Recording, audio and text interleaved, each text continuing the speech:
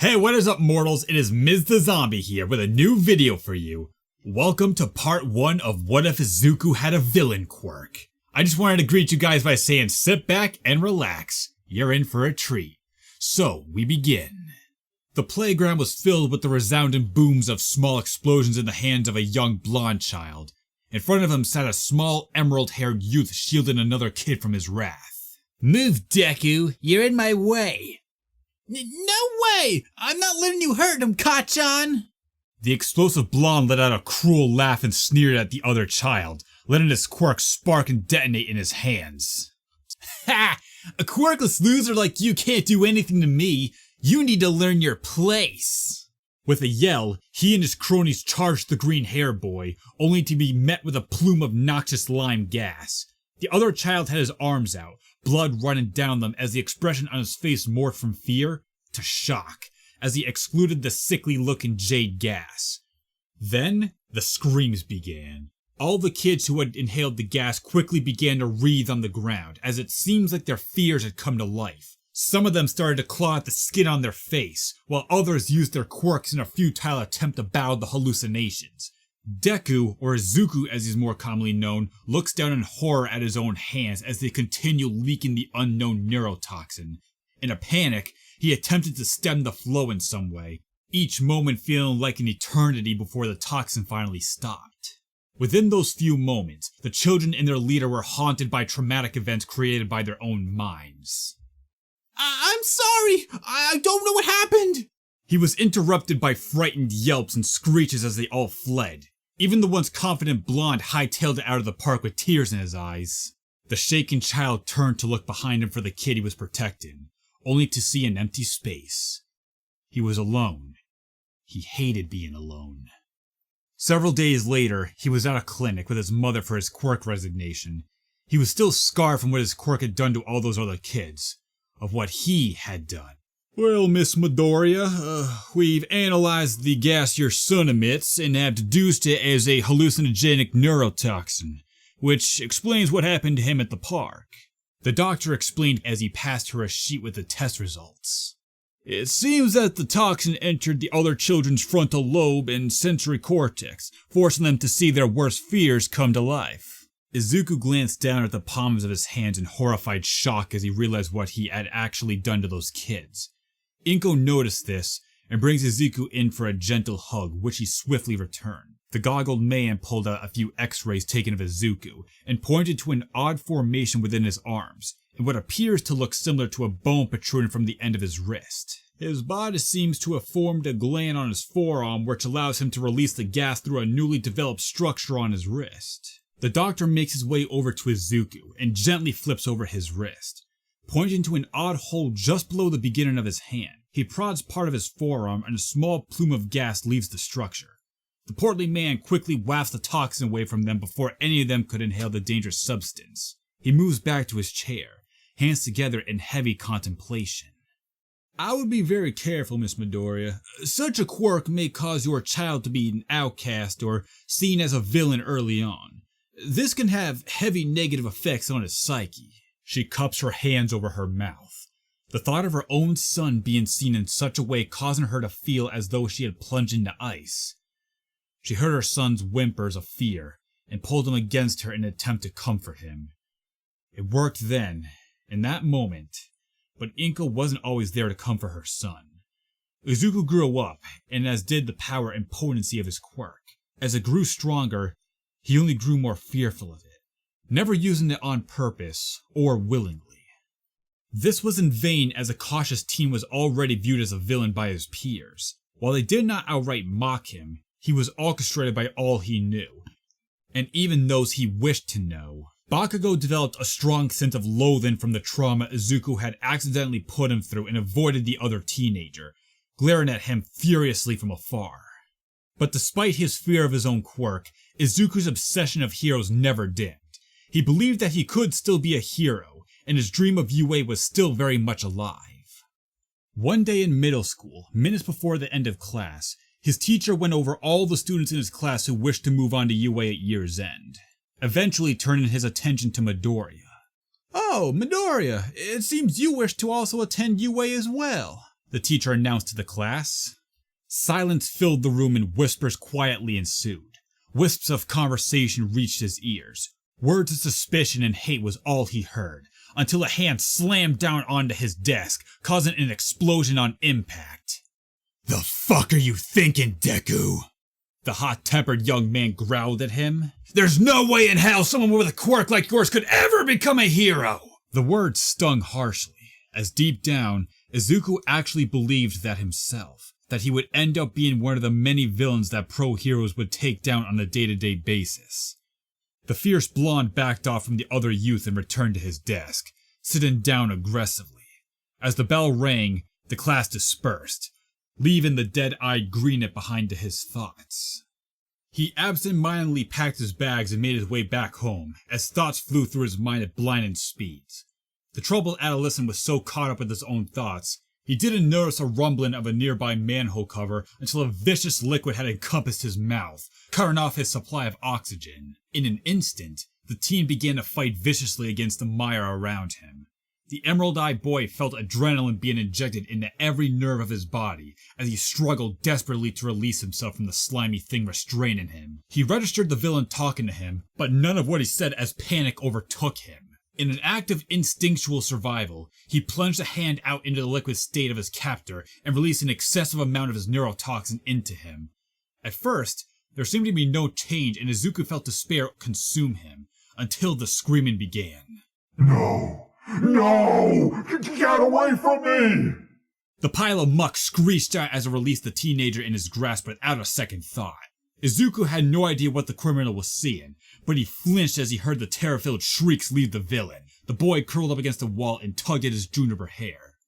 That was the scene in which All Might had arrived. Struck speechless in seconds, unsure of how exactly to act, the number one hero quickly apprehended the villain, stuffing the gloppy felon into an empty bottle nearby. He then went to alert the other occupant of the alley of the presence. "Never fear, young man, for I am here! I have apprehended the wrongdoer who has put you in such a state!" He went up to the boy and gently laid a hand on his shoulder, causing the pine-headed boy to yelp and move away, awe flashing in his eyes but was quickly stifled by the horror that overtook him. "I'm so sorry, All Might! I didn't mean to use my quirk!" Izuku quickly stood up and bowed deeply in apology. His fear of being ridiculed or punished by his idol consumed him whole. The pro's eyes widened as he finally understood the situation, as he had come upon just seconds earlier. "Young man, may I ask what exactly your quirk is?" the sizable man asked, starting to piece together why the forest-headed teenager was acting the way he was. He watched as the youth avoided his eye contact, favoring the ground beneath him. "Well, my doctor says that my quirk is called hallucinogen. I produce a neurotoxin that causes the victims that breathe it in to hallucinate things. Hallucinate their fears." Izuku begins to pull at his hair once more as memories of the first time he used his quirk resurfaced. He lets out small whimpers as the last puzzle piece was put together, and immediately the straw-haired hero knew he had to act. "May I ask your name?" "Izuku Midoriya, sir." "Well, young Midoriya, I know what you are thinking, that your quirk is villainous, correct?" He watched as the other person in attendance with him nodded, and proceeded on. "While that may seem true in the eyes of others, all that I see is a brave youth with a strong and unique quirk, who helped me capture a villain." Eyes of jade snap up to meet shattered ones, the green eyes narrow in disbelief, as the head they belonged to shook itself no once more. "No! My quirk is dangerous! It's an abomination! I can't ever use it again!" The larger figure felt pity at the discord occurring deep within the smaller one's soul. He holds out his hand to the boy, feeling an inexplicable urge to help the youngling. "Will you come with me for a moment, young Midoriya?" The troubled youth gazed up at the offered hand and reluctantly takes it. Instant regret fills jungle-colored eyes as the powerful luminary pulls the boy into his arms and hops high above the city to land on a roof, causing Izuku to let out a frightening shriek. The broad-shouldered male set the shaken one down, upon which his legs nearly gave out. Upon seeing that, the blonde profusely apologizes and was quick to try and explain why he had brought Izuku here. He felt a twinge of pain in his chest, and in a plume of smoke, All Might became his true form, Toshinori Yagi. Another yell echoes around the air as the boy in front of him pointed directly at his face. Who the hell are you? What have you done with All Might? Yagi could feel his age and injury, once again tiring him out. He waits for Izuku to calm down so he could explain himself. Upon seeing the shock fade from the young man's eyes, he was quick to clear up what had happened. I am All Might, young Midoriya. This is my civilian form, a form that I am trusting you to keep secret. He coughs up a mouthful of blood, attracting the attention of the other male on the roof. Ah! You're spewing out blood! The sickly skeleton was quick to stem the panic of the pale lad with a gesture to stop. After clearing his airways of blood and collecting himself, the frail man looks directly at the juniper-haired teen. He lifts up his shirt to reveal a wicked-looking wound, the skin twisted and mauled, leaving behind large and ugly scars. During one of my battles, I was severely injured by a villain, causing my time as the All Might you know to shorten. Are you talking about the fight between you and the toxic chainsaw? The civilian hero blinked, both surprised by the outburst and amused at the youngster's knowledge of his fights. He shakes his head in answer to the question. Although I'm impressed by your knowledge of my battles, this one was unknown to the majority of everyone. I did my best to keep the entire battle between us under wraps. All you must know is that it was a powerful and dangerous villain. His eyes seemed to glaze a bit, as if recalling events from his past, before they clear with a shake of his head. Young Midoriya, despite my handicap, I still continue being All Might. I'm afraid sometimes that I might not have enough time to save people, or to make a difference, but I persevere. The quirk does not make the hero. The hero makes the quirk. He finishes his grand speech by placing a hand on the shoulder of the juniper-haired youth. What do you make of your quirk? That sentence launched Izuku's brain into an array of different thoughts and ideas. Who was he inside? Could he really take this quirk that was seen as villainous and remake it? Toshinori saw all of it and knew he was reaching out to him. Meet me at this location tomorrow morning. He hands him a small sheet of paper with an address scrawled onto it. I have a friend who might be able to help you. He moved to the entrance of the building they arrived on and turned around briefly to the youngin behind him. Believe in yourself, Izuku, and you may be surprised by what you can achieve. Those were his last words before he exited the roof quietly, leaving the boy with Juniper Lock standing there. Hopeful, emerald-colored irises watched the last place the hero had been before the owner of them turned and began to make their rather long trek home. That night was a harsh one for the anxious boy, filled with tossing, turning, and an overall restless sleep. By the time his mother had woken him up, he doubted he had consciously slept more than 4 hours. This led to a scene of Izuku looking like a zombie as Inko set his breakfast in front of him. The drowsiness was quickly shaken off as he remembered that he was going to see All Might again today. He devoured his breakfast in seconds and took off out of the house, giving his mother a brief goodbye. Upon exiting his home, he took out the piece of paper he received from All Might. On it was written, Takoba Municipal Beach Park. The youth had only heard of it once before and began muttering to himself about why the #1 hero would want to meet him there. He continues letting his rampant thoughts dominate his mind until he finally arrives. He makes his way onto the beach, pulling a face of disgust at the dump around him. Oh, young Midoriya, I see you've made it just in time. He turned to see the skeletal figure he had discovered earlier to be the civilian form of the top hero. He opens his arms in a friendly way as he gestures to the beach around him. I understand that this may not seem like the most opportune time and place to meet, but it's the best place to ensure me and my friend aren't caught by the media. A voice echoes from behind a pile as a tall, well-shaped woman with midnight blue hair stepped out from a pile of trash. Aw, how sweet, Yagi. You see me as a friend? In an instant, the youngest person there recognizes the woman as the pro hero Midnight, a hero with a gas-type emitter quirk similar to Deku's. You're Midnight, the R-rated hero! The lively boy quickly pointed at the smirking woman. The smirk morphs into a cheerful smile as she salutes to her fellow emitter quirk owner. She looks the boy up and down, sizing him up. So, this is the kid you were talking about, huh? The one with the cool quirk? Nomori circles the fanboy, analyzing him, taking note of his skinny figure, pale skin, and quirk mutation. She finishes her analysis and nods before standing straight up in front of Deku. Here's the deal, kid. Blondie over there talked it over with me, and I'll be training you to better use your quirk. Deku's jaw drops to the floor as his eyes bulge out of his skull. The thought of being taught by an actual pro hero seemed more like a dream rather than an actual event he'd be involved in. He immediately bows deeply to the woman in front of him. I would be honored to be your pupil, Midnight Sensei. The gesture shocks the hero speechless before she laughs out loud. Izuku looks up in surprise as he watches her wipe tears of laughter from her eyes. Damn! You must be one of the biggest hero fanboys ever to have such a reaction to a minor pro hero like me. Her laughter dies down to giggles before going silent, leaving a soft smile behind. It's honestly kind of touching, but don't think it'll make me go easy on you though. The woman stands in a confident stance as she stares down at the shorter male. Holding up a hand, she shoves the hand in his face with all 5 fingers up. I'm gonna work you over 5 different things. Your physical strength, your quirk endurance, your quirk technique, your quirk strength or potency, and your unnecessary fear of your quirk. For each attribute she named, she dropped a finger and made Juniper Hair Boy pale just a bit more at how much he was going to go through. She stares the youth directly in his verdant eyes and looks at his resolve. Are you ready to train? A short and simple sentence, but in a moment it carried the weight of a grand speech or a declaration of war. Green and blue met with vigorous intensity and readiness as the holder of the green eyes nodded, the blue eyes reflecting sadistic satisfaction.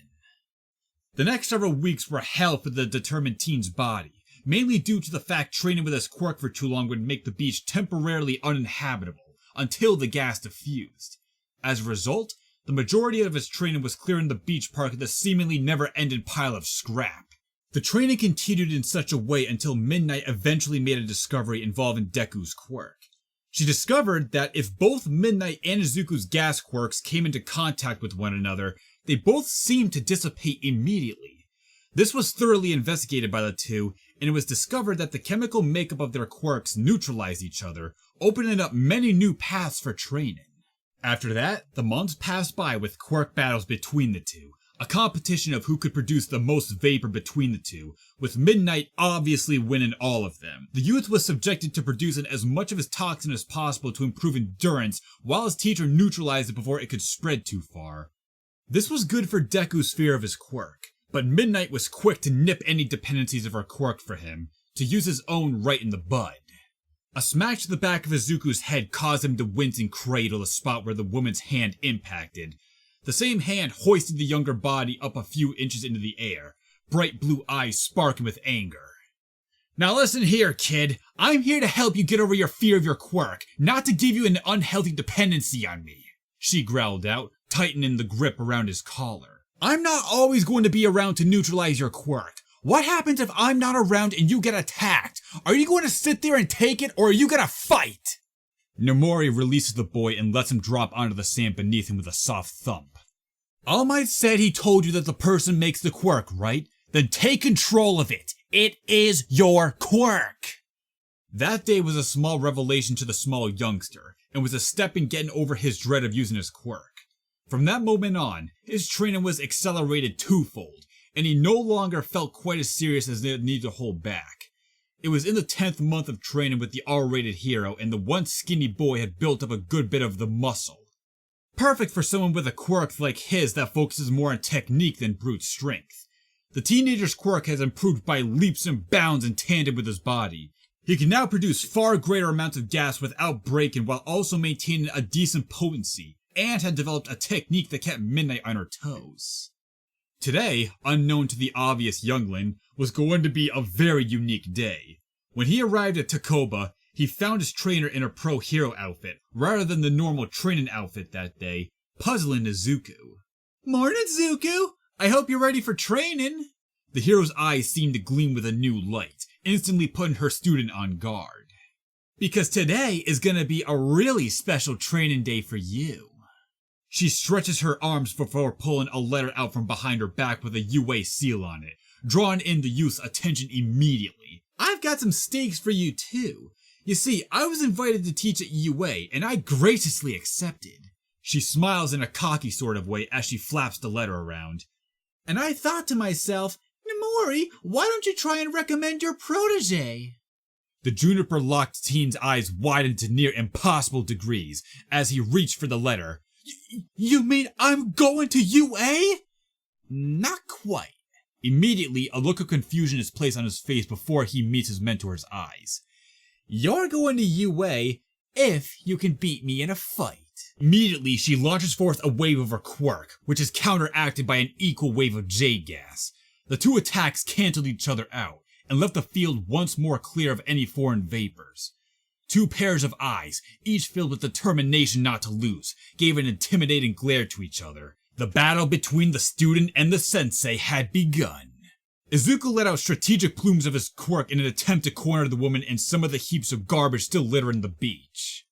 This technique, of course, was countered and returned in greater volumes, which forced the smaller figure on the defensive. He countered the attacks with perfectly calculated blasts to ensure he didn't exhaust his quirk too quickly. He spots an opportunity to gain back his offensive advantage and fires a large column of his toxin her way, forcing her to roll in a corner where he immediately pelts her with multiple attacks. But rather than dodging, she hops on multiple outlying pieces of scrap and leaps to the top of the pile. The blue-haired woman then rains attacks from her perch on the pile, once again depriving her pupil any chance to strike. Izuku searched around Namori for any sort of opening, and he saw a flaw in the strategical integrity of the pile. He dodged another burst of pink vapor before sending a highly concentrated column of his own vapor right into the pile, causing the entire thing to shake and knock the woman standing on it down. On her way down, she launches another slower attack, which he dodges to avoid using up any more of his quirk.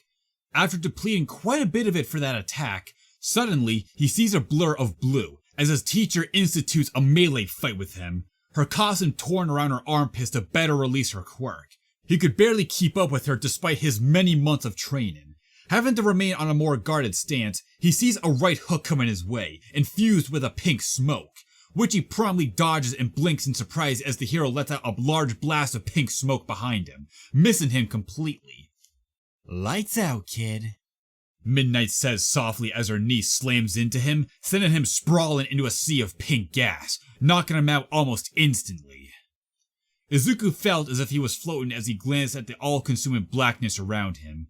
When he felt a cold shock move through his body, he jolts awake to the feeling of ice-cold water soaking him to the bone. Up and at him, kid. You did good, Midnight says as she offered him her hand, which he gracefully accepted. She heaves him up as the last bit of drowsiness leaves him, and the gravity of what happened hit him like a train. The young apprentice lowers his eyes, his hair drooping over them, casting shadows down his face. Not good enough, though. I guess this means I won't be going to UA without going through the entrance exams? He grits his teeth and steels himself as a few tears make their way down his face. The feeling of disappointing his teacher was far more hurtful than not receiving the UA recommendation. He feels his mentor's arm around his shoulder, in what he thought was a comforting gesture, until he felt her press something into his hand that made a crackling noise.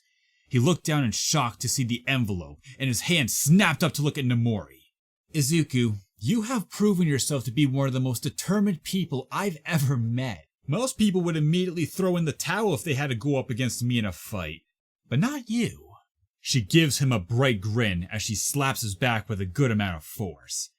You've proved yourself to be more than deserving of this recommendation. I'll see you in a few, kiddo. She walks off, waving as she leaves him alone, calling out that they wouldn't have any more one-on-one training and that he had better keep himself in shape.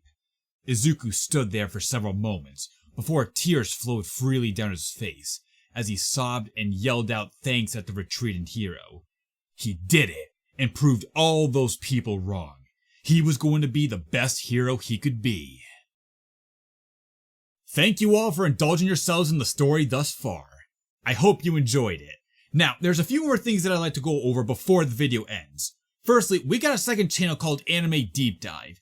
Anime Deep Dive goes deep into the facts and lore of a wide variety of anime. It's sure to expand your weeb knowledge for all kinds of series guaranteed. On top of that, we have a third channel called We the Celestials Naruto What If. is what we do on this channel already, but in the vast world and lore of Naruto. Go check it out if you're in the mood for some jujitsu action. Secondly, on behalf of We the Celestials, I'd like to thank everyone involved in the production of today's awesome content. Their details will be in the description below. Lastly, if you're interested in what we do here on We the Celestials, then I would like to extend out an invitation for you to join the team. The only caveat being we only accept members 16 years and up to join the crew. You can sign up for whichever category fulfills your interest by joining the recruitment Discord using the link in the description below. Our Discord is an all-around fantastic place to be, whether you're a fan or looking to join our band of misfits. We're always looking for more members to join us. Well, that's it from us for today's video, so thank you all for watching and have a great day.